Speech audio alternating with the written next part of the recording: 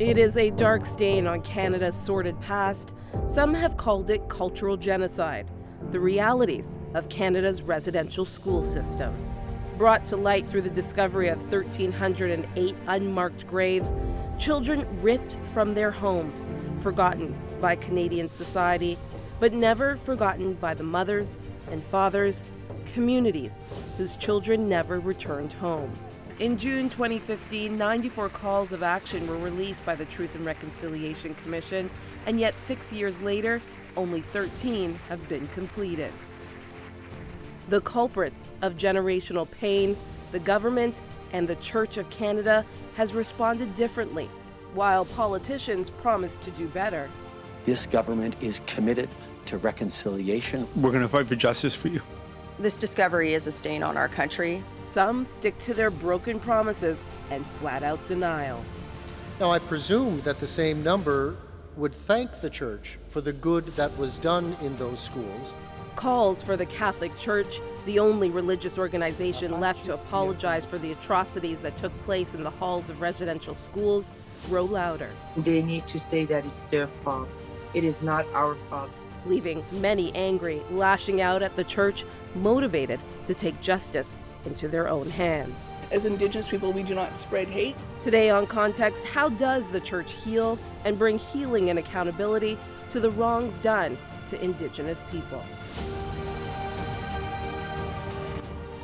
In the early hours of June 21st, a small church located on Penticton Indian Band was destroyed by fire.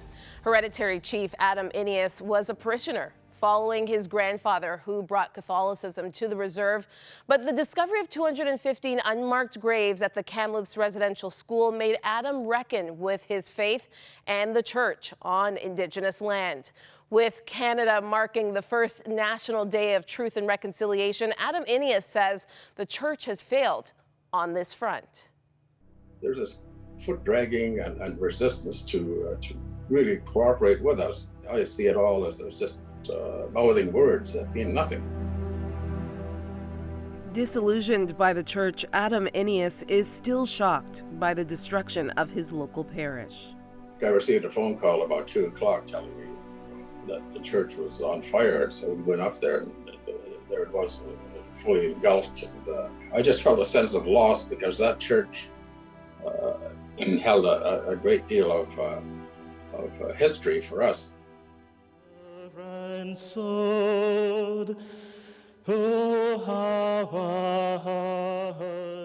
Building can be destroyed, can be rebuilt, but faith will remain. Adam disagrees with his priest. What that's done for me personally, the destruction is it brought to the forefront all of these things I was talking about, all of the mistreatment, the injustices, the way that disrespect that we were shown by the church. He sadly has first-hand experience with residential schools. I did go to residential school in the mid-'60s. In my first year, I was hit in the back of the head for speaking my own language. And while he was spared the horrific abuse documented by many survivors, he says the Church took away the very thing Jesus taught us to give. Love, that's the biggest thing that the church did to us, was take away our ability to love. You know, my mother, when I was a little child, just walking, I remember her, she would stroke my head and she would, make some sounds, soothing sounds, which they did traditionally. But once I grew up a little higher, she wouldn't touch me because of the teachings of the church. They segregated the women, men and women, men on one side, women on the other. There was to be no physical contact. All aspects of signs of affection were frowned on. And, from my mother's time and before, for my mother's time, that permeated throughout our culture, resulting in a lack of love being shown. We want to thank Adam for his honest story and sharing that with us. According to Adam, the church took away his ability to know how to love. So where do we go from here to repair and reconcile so much pain and trauma? Andrew Thunder is an Oji-Cree from Sachigo Lake First Nation. He works as a consultant for reconciliation and Indigenous ministry. Thank you so much for joining us today, Andrew. Thank you for having me. Andrew, you heard Adam. How would you respond to just this turmoil that he's going through where, you know, his faith, but also feeling really rejected by the church? Well, first of all, I want to acknowledge the fact that it takes a lot of bravery and a lot of boldness to be able to bring to the surface and to share some of the experiences and the harm that those residential school survivors, including Adam, has faced. So I want to commend Adam for his willingness to share those experiences and to just to bring that to the forefront of people's attention. In terms of a response to this and figuring out exactly where do we go from here, it's definitely a very complex type of a situation that we're in right now. On one hand, we need to go through the process right now of acknowledging all the past harms that were done to individuals and all those who went through residential schools, the atrocities that were committed. And at the same time, reconciling and finding out what does this mean right now for the church? And for many institutions, unfortunately, there's been a lot of silence on the topic, on the issue. And right I see this as a great opportunity for the church, just as Adam alluded to show and showcase the love of Jesus in this situation. And part of that, and a very crucial element to that, is listening to Indigenous voices. Absolutely. Andrew, how has the church handled this? Has the church done enough to take accountability for their role when it comes to residential schools? Right. Yeah, and that's it's an interesting question. And from my perspective, the church is an institution that is meant to display the love of Jesus to the world. It's an organization that is meant to showcase what it really means to be a true follower of Jesus Christ. And in its purest form, that's really why the church exists. And so right now we're in a situation where we need to take into account the history of the church. We need to take into account the history of the relationship between Indigenous peoples and Canada as nation-to-nation relationship, and also taking into consideration what is this relationship between Indigenous peoples and institutions like the church. And right now, as I mentioned before, it's very important, very critical for the church to be looking deeply into the history of their relationship with Indigenous peoples and figuring out what are the best steps forward.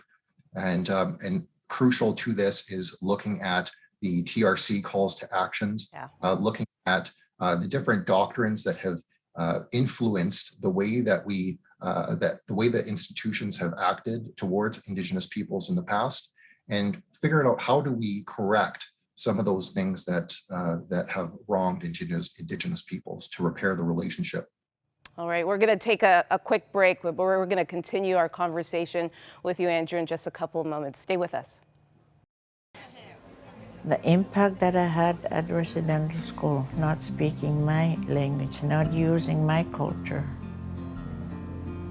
was very as if something was taken away from me. That was very precious. The Jesus that I knew at residential school was fake. It wasn't the real Jesus.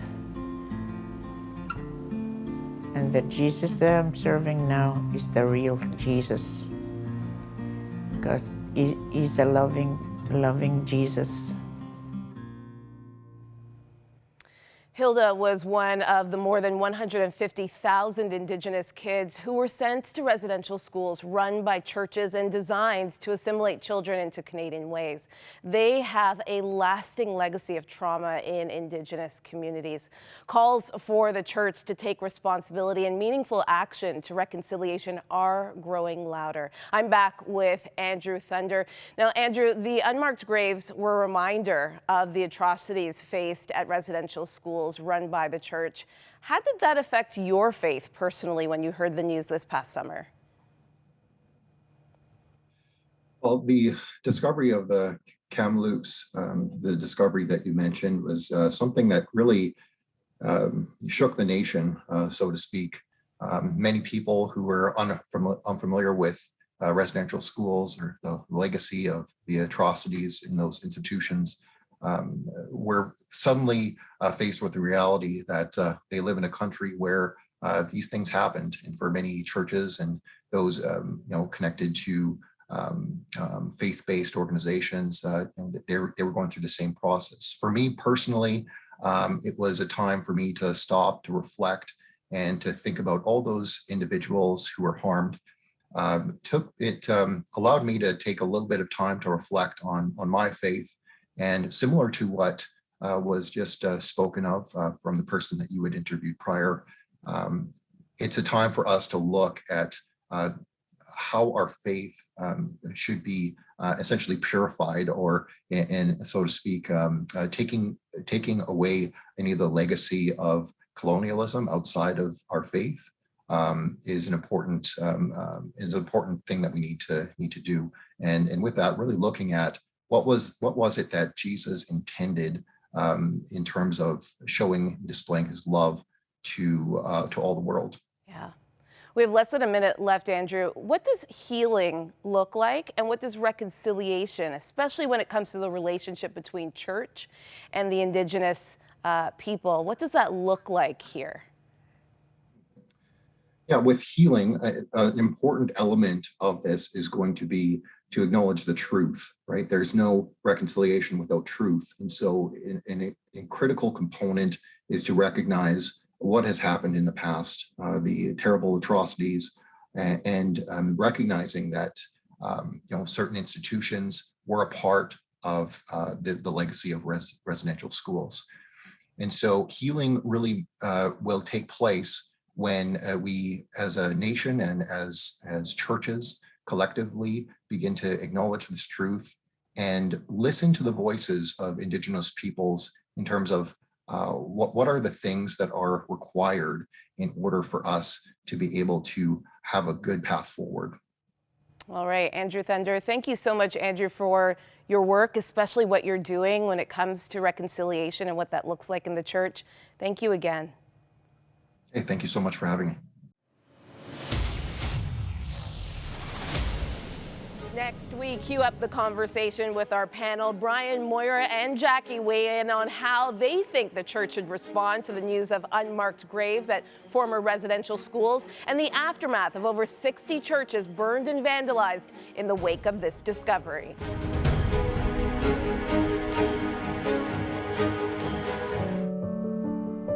We are an undeniable voice,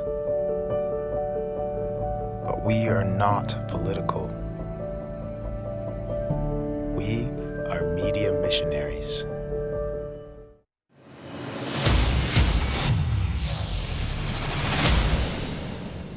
All right, I can't wait to delve into this conversation with our Q panel. Brian Dijkema is Vice President of External Affairs at Cardus. Moira McQueen is Director of Canadian Catholic Bioethics Institute. And Jacky Habib is an international journalist. They will become familiar faces to you this season on Context as part of our regular panel. Welcome to you all. Thanks, Maggie. Great Okay, to be here. well, we are going to, first, we all were horrified when we heard the news of the unmarked graves found this past summer. We know many more are being uncovered, and yet the Catholic Church, one of the guilty parties in the abuse that took place at residential schools, has yet to apologize officially. Moira, let's start with you. Do you think it has taken too long, or why do you think it has taken so long for the Pope to apologize? Well, it has maybe taken a long time for the Pope to apologize formally. It may seem that way, but the Catholic Church itself is also a local and national church and has apologized several times since the early 90s, in fact.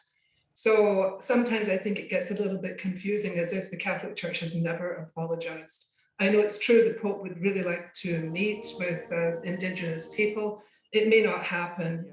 And I do actually wish personally that some words of a direct apology would come from him. I don't think it necessarily should be in Canadian soil. I don't think the words matter, that his presence matters quite so much. I do think Indigenous people would like to hear a word spoken by the Pope himself, though. But the Church itself has apologized many times. Yeah, I think you're right. So many members of the Church have apologized. I think it would be appreciative for the head of the Church to apologize, the Pope. And we do hope that that happens soon. Jacky, what are your thoughts on that? Do we need to hear the Pope apologize? Yes, absolutely. The Pope is the leader of the church, and he's the one that really speaks on behalf of the entire organization. Since some of these atrocities were carried out by the church, it only makes sense that the representative of the church speaks out and really issues an apology, like much further than what the Pope has already said. Which is obviously a statement he said that was empathetic with Indigenous individuals and communities.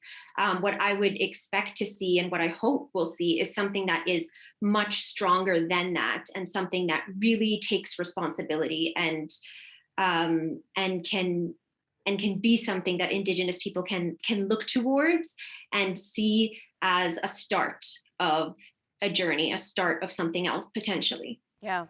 Thoughts about the over 60 churches that have been vandalized or burned since the discovery of the unmarked graves that were found this past summer? Many Indigenous leaders have denounced the crimes. What are your thoughts on this, Brian? Yeah, well, our church was one of them, actually. It was defaced earlier this year. There was orange spray paint painted on our steps. And what was put on there was something that said, "Your hands are unclean." And I think that our church is an immigrant church. It actually wasn't around when the residential schools were started, but nonetheless, we're being sort of put into the same basket. What I think is interesting is it's an interesting opportunity and a good opportunity for the church in Canada to actually tell people what it believes and what it actually does. And I think if people looked closely at that, you would find that there's a lot more in common with Indigenous peoples in Canada. Indeed, many Indigenous peoples, most of them are practicing Christians. And I think that if we are able to use that as an opportunity to testify to the grace, to the notion of grace, forgiveness, the new hope, the regeneration and sort of resurrection that can happen out of the gospel, that it would actually be a good witness, that instead of reacting negatively to these, I think, very bad behaviors, the church can actually be a witness to show people a way to be unified together as Canadian people. Yeah, Moira, what are your thoughts on how the church responded, first of all, to the many unmarked graves, not just the 215 that were found in Kamloops, but again, subsequently we found so many others, and then the response to the fact that there was some retaliation with churches being burned and defaced? Well, first of all, the Catholic Church's response to the discovery of the unmarked graves has been unanimously a sense of horror, a sense of tragedy. And there is a sense, of course, of distance and time and responsibility. And I think it has struck home very forcibly to most of us, in fact, and not just our hierarchy, just exactly what was going on in those days. I think the realization, especially through the Truth and Reconciliation Commission, of the atrocities that were committed, I think they'd have been either hidden, not known, not talked about enough, etc. And I think nowadays the response of the church is to that. And I know that very many individual bishops in their dioceses are doing many concrete actions to take account of that and to try to make amends. And as far as the burning of the churches go, then I think the idea of retaliation doesn't really make much sense, either at a Christian level or at a practical level. It may be a response because of the anger of some people. But I think, again, the response to that on behalf of the church is was more, as Brian said, there's a possibility of reconciliation. There is a possibility of going forward in a different spirit. And I think that's what the Catholic Church is trying to do now. And we will reiterate that many Indigenous leaders have denounced the burning and defacing of churches and said that that is not the right response. For the most part, the leaders of Canada have been quick to say the government would adopt the 94 calls to action, and yet only 13 have been completed. Is this a lack of political will? Brian, I'll start with you.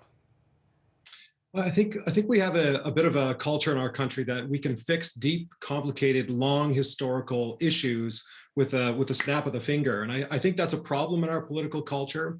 I think reconciliation, as anybody who's ever had a chance to go through that process, takes a long time.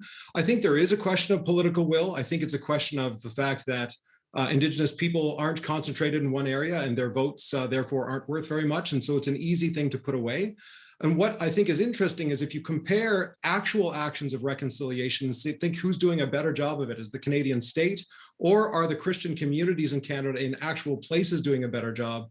The gap actually becomes very, very clear. Christian communities are doing incredible work, both in terms of reconciliation, but also in terms of preserving and actually showing the beauty and richness of Indigenous culture, whether it's through language and translation or what have you, or through the celebration of those cultures.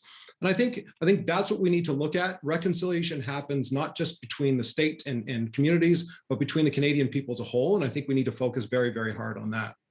Okay, what a great conversation. The Q panel, again, you'll be seeing them very often this season. Jacky, Brian, and Moira, thank you for your time. Before we leave you today, we want to share a story of hope. Take a look at this. Not everybody's angry. Like, there's frustration and anger, but they're trying to go at, a lot of people that I met along the way are trying to go at it through a godly point of view, knowing that that wasn't God that was represented. Things were done in Jesus' name that were cruel, yet the power of Jesus Christ broke through that, and still they have come to know the love that He has for them. And that tells the power of Jesus and His blood. I would do this journey again and bringing healing, bringing the Father heart to people, bringing hope. That was a clip of the Reigniting Hope RV tour. This past summer, 5 women from 5 nations crammed into an RV to travel across 5 provinces, visiting 9 Indigenous communities with the sole purpose of reigniting hope. Crystal LaValle was one of those women. She's also the producer of First People's Voices, a segment on 100 Huntley Street and a ministry to Indigenous people. Crystal, that was an emotional journey, I could only imagine. Why do this? Well, I actually didn't say yes to it at first because of everything you just said, 5 women traveling together who've never been together before. But I will say this, the vision was bigger than any one of us. And so the vision was to reconnect with those Indigenous communities that we have relationship with, and to encourage them, sit with them, have a meal with them, and say, hey, you're not forgotten and you're loved and we're here to help. And what God did was so powerful in the midst of all of our travels. You also visited Kamloops Residential School, where the 215 unmarked graves were found this past year. What was that like? That was hard, Maggie. Like, I had originally signed up to be the camera girl, so I thought I was going to be recording other people's answers and reflections. And the thing about Kamloops, which is the traditional name, is there's a monument right outside the school that anybody can go to. But there's the burial site that not everyone is allowed to go to, but they gave us favor when they heard that we were there to pray. And so our group went down to the burial site overlooking where the markers were, where the children were. And obviously there was a lot of tears and a lot of heaviness and a lot of pain. But the moment that hit the mark for me was when the guide said to us, do what you need to do to get healing. And we started releasing our prayers in our languages, translated into English. And we realized that the injustice that took place was way bigger than any of us had been able to comprehend. But God was sending a team to go into the ugliest, most painful place to call it an injustice. And right after the last girl sang her song, this rain started pouring. And the rain was actually, we all looked at each other because we thought maybe God was using this moment to bring a cleansing. And we felt like God was there. And especially because the guide had said it hadn't rained since the children were discovered. So he was standing out in the rain and he said, this is definitely a sign. So it was powerful.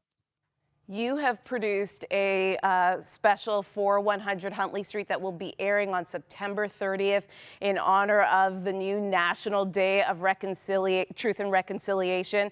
And all those watching, you can watch at 9 a.m. and p.m. right here on Yes TV. Thank you so much, Crystal, for your boldness in taking this journey with all of these women, but also being an agent of hope. That's so important, I think, for all communities, but especially coming from the church and being an agent of healing. Thank you so much, friend, for being on the show today. No problem, Maggie. When I first heard the news of the 215 unmarked graves found at the Kamloops Residential School, I was shaken. For years, mothers, fathers, aunties, kokums thought their children had gone missing, not knowing their children lay right there on the property of a place that was supposed to take care of them by those who claimed that they served an all-loving God. And yet the last thing they showed these children was love, not given a proper burial, for sure not treated humanely. The Church of Canada did not do what it had been commissioned to do. And then we heard that there were more unmarked graves, and the list continues to grow. And yet, many years later, you and I have a chance to change this. While we can never bring these children back, we can say sorry. Sorry. While I wasn't there, I belong to the Church of Canada, and I am sorry for the pain inflicted on so many. And if you are a Christian, I would challenge you to do the same. We were all drawn to this faith because of a man named Jesus. Let us be motivated to act like him and love like him as well. Thank you for watching. Let us know what you think of today's topic. Join the conversation on Facebook, Instagram, and Twitter. For all of us here, I'm Maggie John. See you next time. Thank you for your ongoing support of Crossroads, a supporter-funded nonprofit organization and member of the Canadian Centre for Christian Charities. Thanks to faithful people like you, we are able to continue producing context. You can write to Crossroads, P.O. Box 5100, Burlington, Ontario, L7R 4M2, or visit crossroads.ca to learn more about our programs.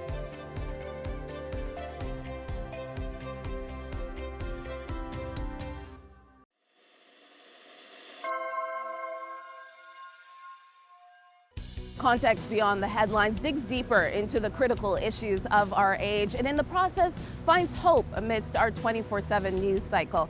We are so excited about our brand new season and the launch of a brand new podcast as we go beyond the headlines, finding the connection between faith, justice, culture, society, and ethics. Our goal is to reach a broader audience with relevant stories that will provoke conversation. Things are starting to change because the world demanded it. Some of the issues we'll be covering this season: hidden homelessness, vaccine passports, racial injustice, and so much more. It affects every single one of us, no matter where we live. As we move forward with this brand new season and the launch of this brand new podcast, would you consider partnering with Context financially? It is because of the generosity of viewers like you that we're able to continue to tell the stories that matter.